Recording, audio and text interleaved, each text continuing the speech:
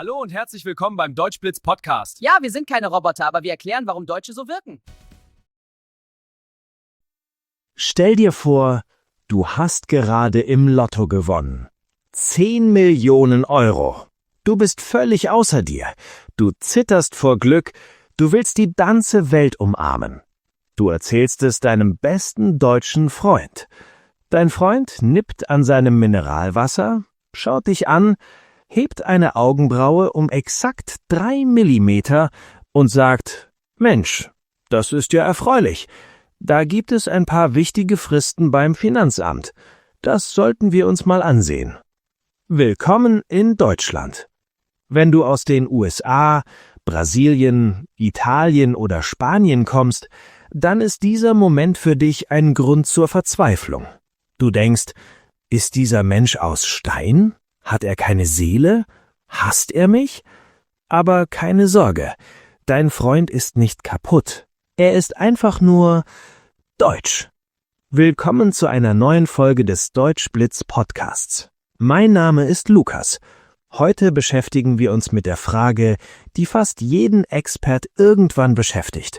Warum zeigen Deutsche keine Emotionen? Spoiler, sie zeigen sie. Nur anders.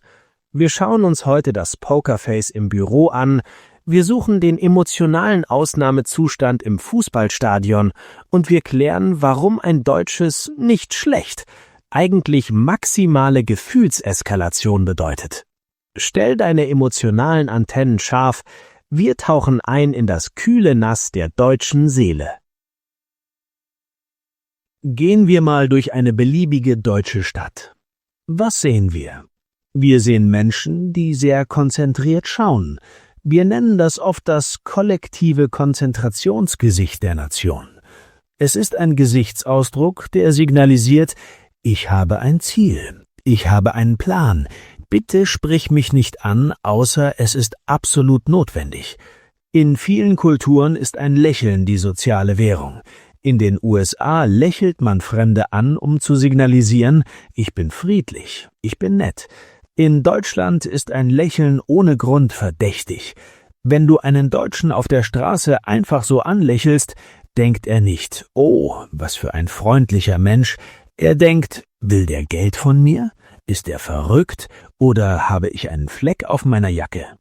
Emotionen gelten in Deutschland oft als, nun ja, unordentlich. Sie stören den Ablauf. Ein Gesicht ist dazu da, Sachinformationen zu verarbeiten, nicht um eine Lichtshow aus Gefühlen zu veranstalten. Wir sparen uns das Lächeln für Momente auf, in denen wir es wirklich so meinen. Ich habe mit Carlos aus Mexiko gesprochen. Er arbeitet in einer Bank in Frankfurt. Er sagte mir: Lukas, in meinem ersten Monat dachte ich, alle meine Kollegen sind depressiv. Niemand hat gelacht, niemand war euphorisch. Wenn ein Projekt erfolgreich war, gab es ein kurzes Nicken. Das war's. Ich wollte schon einen Therapeuten für das ganze Team rufen. Aber Carlos hat etwas Wichtiges gelernt. In Deutschland gibt es eine strikte Trennung zwischen Professionalität und Emotionalität. Wir glauben, dass Gefühle die Sachlichkeit trüben. Wir sind keine Roboter. Wir sind nur gerade im Dienst. Wir schalten im öffentlichen Raum in den Funktionsmodus. Wir haben eine Aufgabe zu erledigen und wir glauben an die Effizienz von Zurückhaltung. Wir schützen unsere Energie für das Wesentliche. Diese Trennung führt zu einem Phänomen, das viele Ausländer schockiert. Der krasse Unterschied zwischen dem Arbeits-Ich und dem Privat-Ich. In Deutschland ist es völlig normal, dass ein Kollege, mit dem du seit 5 Jahren Tisch an Tisch sitzt, dich im Büro behandelt wie eine sachliche Ressource. Er ist effizient, er ist direkt, aber er zeigt 0 Emotionen. Wir werfen sie nicht einfach jedem Fremden vor die Füße. Ein deutsches Büro ist oft eine emotionsfreie Zone, zumindest an der Oberfläche. Aber dann die Weihnachtsfeier. Oder ein privates Treffen beim Grillen. Plötzlich wird aus dem kühlen Buchhalter Hans-Peter ein Mensch, der Witze erzählt, über seine Kindheit redet und vielleicht sogar, Gott bewahre, ein bisschen tanzt. Für Expats ist das oft verwirrend. Sie fragen sich, warum war er die letzten 1800 Tage so kalt zu mir? Die deutsche Antwort ist einfach, weil wir gearbeitet haben. Gefühle sind für uns Privatsache. Sie gehören nach Feierabend. Wir schützen unsere Emotionen wie ein kostbares Gut. Wenn ein Deutscher dir gegenüber emotional wird, dann ist das ein riesiges Kompliment. Es bedeutet, dass du den inneren Kreis erreicht hast. Wir sind wie Thermoskannen. Außen kühl und hart, aber innen halten wir die Wärme verdammt lange. Wer einmal drin ist, bleibt drin. Wir müssen über die deutsche Sprache reden.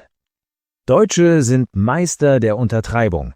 Während ein Amerikaner amazing schreit, wenn ihm sein Kaffee schmeckt, sagt der Deutsche, kann man trinken. Kann man trinken ist in Deutschland ein solides Lob. Es bedeutet, der Kaffee erfüllt seinen Zweck, er ist nicht giftig und die Temperatur ist korrekt. Es ist eine funktionale Anerkennung der Qualität. Das absolute Highlight der deutschen Emotionsverweigerung ist aber der Satz, nicht schlecht. Stell dir vor, ein deutscher Ingenieur baut eine Maschine, die das Weltklima rettet, Krebs heilt und nebenbei noch perfekten Espresso kocht. Sein Chef schaut sich das an, prüft die Schweißnähte, kontrolliert die Effizienz und sagt, nicht schlecht, Herr Müller.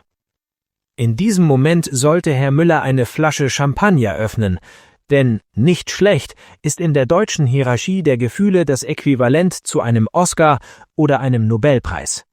Es bedeutet, ich habe intensiv nach Fehlern gesucht, aber ich habe beim besten Willen keine gefunden. Und das ist das höchste Maß an Zuneigung, das ein deutscher Vorgesetzter zeigen kann. Für Menschen aus High-Emotion-Kulturen ist das deprimierend. Sie brauchen Bestätigung, sie brauchen Begeisterung. Der Deutsche denkt, wenn ich nicht meckere, ist das Lob genug. In Deutschland gilt das Motto, nicht geschimpft ist Lob genug. Wir sind ökonomisch mit unseren Worten. Warum 3 Adjektive benutzen, wenn ein passt schon die Realität exakt abbildet? Bevor wir gleich zum großen emotionalen Ausbruch kommen, ja, den gibt es wirklich, und klären, warum Fußball für Deutsche eine Therapiesitzung ist, ein kurzer Moment für dich. Ich sage es jetzt ganz direkt, auf die deutsche Art. Wenn dir dieses Video gefällt, dann gib mir ein Like. Es ist eine kleine, effiziente Geste, die mir zeigt, dass meine Arbeit einen Wert hat. Wenn es dir nicht gefällt, schreib mir genau warum. In Stichpunkten, sachlich, konstruktiv und bitte ohne unnötige Emotionen. Am besten nummeriert. Das erleichtert uns die Bearbeitung. Abonniere diesen Kanal hier auf YouTube und aktiviere die Glocke. Das hilft dem Algorithmus und macht uns sichtbarer. Und mal ehrlich, wenn du es bis hierher geschafft hast, interessiert es dich offensichtlich. Also sei konsequent, triff eine klare Entscheidung und drück den Button. Das ist effizient für beide Seiten. Keine Zeitverschwendung, nur Fakten. Danke. Und jetzt zurück zum emotionalen Vulkan. Es gibt einen Ort in Deutschland, an dem alle Regeln der emotionalen Zurückhaltung außer Kraft gesetzt sind. Ein Ort, an dem gestandene Männer weinen, sich Fremde in den Armen liegen und die Lautstärke die Schmerzgrenze überschreitet. Nein, es ist nicht die Oper. Es ist das Fußballstadion. Fußball ist in Deutschland das einzige gesellschaftlich akzeptierte Ventil für Massenhysterie. Im Stadion darf der Deutsche alles sein, was er im Büro nicht sein darf. Laut, irrational, aggressiv, euphorisch und völlig außer Kontrolle. Ich habe einmal einen japanischen Touristen gesehen, bei einem Spiel von Borussia Dortmund auf der Südtribüne. Er war völlig verstört. Er sagte, ich dachte, die Deutschen sind ruhig und diszipliniert, aber diese Menschen hier wirken, als hätten sie gerade eine 2000-jährige Unterdrückung von Gefühlen beendet. Er hatte recht. Der Fußball ist unsere kollektive Therapie. Hier zeigen wir, dass wir Emotionen haben. Wir packen sie das ganze Jahr in kleine, ordentlich beschriftete Kisten im Keller unserer Seele. Und am Samstagnachmittag machen wir alle Kisten gleichzeitig auf. Wenn Deutschland die Weltmeisterschaft gewinnt, siehst du Menschen auf den Straßen tanzen, die sonst 3 Tage brauchen, um sich für ein zu lautes Radio beim Nachbarn zu beschweren. Es ist eine emotionale Eruption. Aber, und das ist das Wichtigste, am Montagmorgen um 8 Uhr sitzen alle wieder pünktlich am Schreibtisch, schauen konzentriert auf ihren Monitor und sagen auf die Frage, wie das Wochenende war ganz okay. Wir haben gewonnen. Punkt 1 der Agenda bitte. Warum haben wir diese Barriere? Warum fällt es uns so schwer, Gefühle offen zu zeigen? Das fängt schon sehr früh an. Ein klassisches Bild in Deutschland. Ein Kind fällt auf dem Spielplatz hin. Es tut weh, die Tränen kommen. Was sagen viele deutsche Eltern? Reiß dich zusammen. Ein Indianer kennt keinen Schmerz. Und ja, heute wissen wir, dass dieser Satz problematisch und veraltet ist. Aber er zeigt, wie stark die Idee der emotionalen Kontrolle in unserer Erziehung war. Er bedeutet, zeig keine Schwäche, behalte die Kontrolle. Man macht das einfach nicht. Wir lernen von klein auf, dass Emotionen etwas sind, das man privat verarbeitet. Soziologisch gesehen gibt es ein tiefes Misstrauen gegenüber dem Irrationalen. Wir sind ein Land, das Struktur und Planung liebt. Und ein Ingenieur weiß, eine Maschine funktioniert am besten, wenn sie keine Reibung hat. Unkontrollierte Emotionen können soziale Reibung erzeugen. Sie machen Prozesse unvorhersehbar. Und Unvorhersehbarkeit ist der natürliche Feind der deutschen Planung. Dazu kommt die protestantische Arbeitsethik. Man zeigt seinen Erfolg nicht durch lautes Jubeln, sondern durch stille, harte Arbeit. Stolz ist etwas, das man innerlich fühlt, aber nicht nach außen trägt. Wir nennen das Innerlichkeit. Die wahren Schätze der deutschen Seele liegen tief vergraben. Man muss graben, um sie zu finden. Für einen Expat wirkt das wie Kälte, aber eigentlich ist es eine Form von Schutz. Wir schützen uns selbst und wir schützen den anderen. Wir wollen niemanden mit unseren Gefühlen belästigen. Wir finden es fast schon übergriffig, wenn uns ein Fremder mit seiner überschäumenden Freude oder seinem tiefen Leid konfrontiert. Was soll ich jetzt damit machen, denkt der Deutsche. Ich habe dafür keinen Prozess. Wenn Deutsche also keine großen Worte benutzen und nicht ständig lächeln, wie zeigen sie dann Zuneigung? Hier ist das Geheimnis, das du kennen musst. Taten statt Worte. In vielen Kulturen sagt man 100-mal am Tag I love you oder du bist mein bester Freund.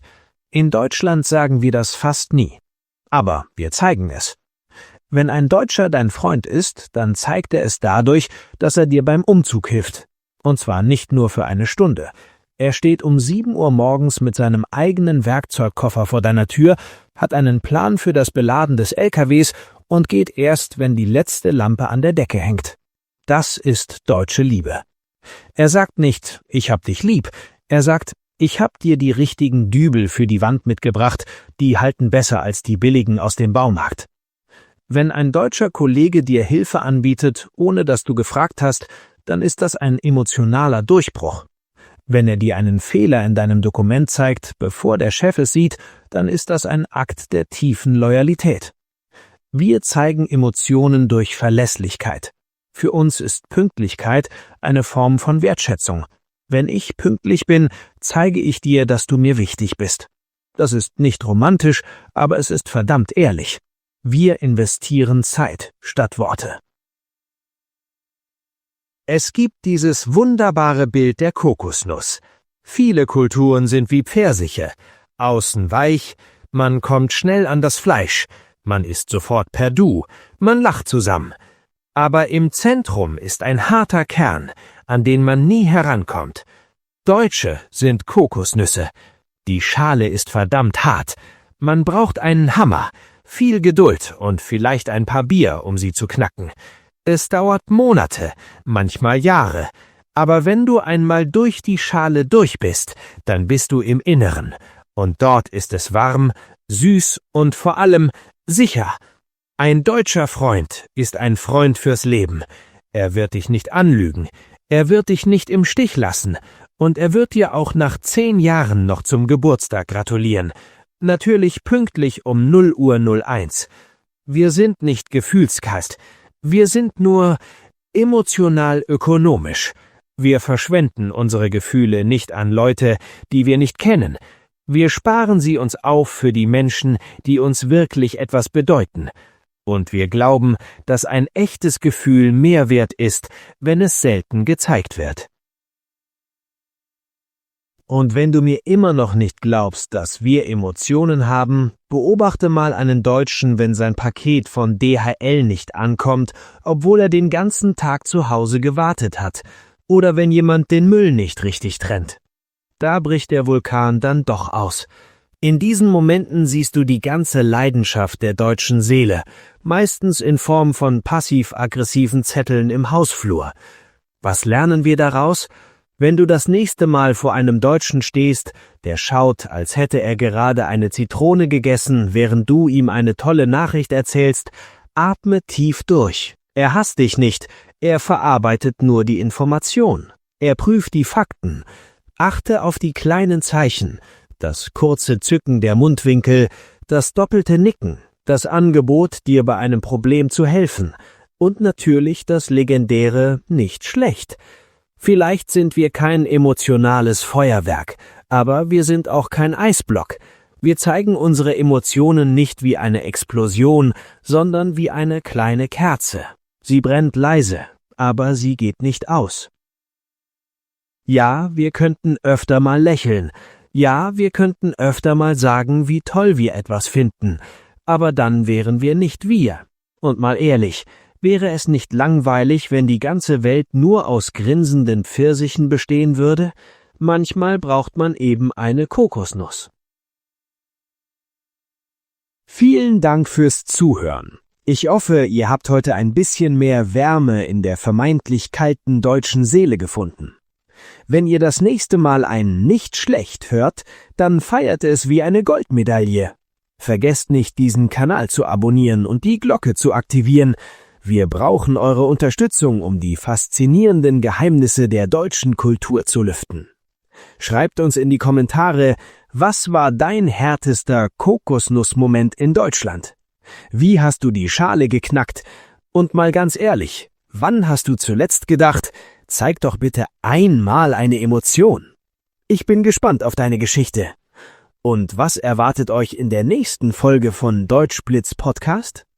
Wir haben über Direktheit gesprochen, über Regeln und über Emotionen. Aber was passiert, wenn all das auf das komplizierteste Feld des menschlichen Lebens trifft?